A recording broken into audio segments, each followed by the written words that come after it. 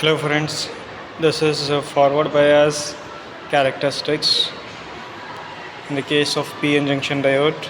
As you can see, we have the connection over here 0 to 3 volt DC here, and we have the voltmeter set to 3 volt this, and this one we have set to 10 milliampere, and here we have two readings, that is we have 0 to 10 milliampere and this one 0 to 3 volts, that is upper divisions.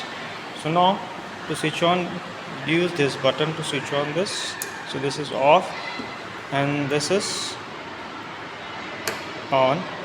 Now you can start taking the readings by using this knob. So like this you can start taking the readings by varying the voltage in the forward bias case. You can see here the voltage is varying and the current is also varying. Okay, so take down the readings and plot the graph to get the knee voltage. That's all. Thank you.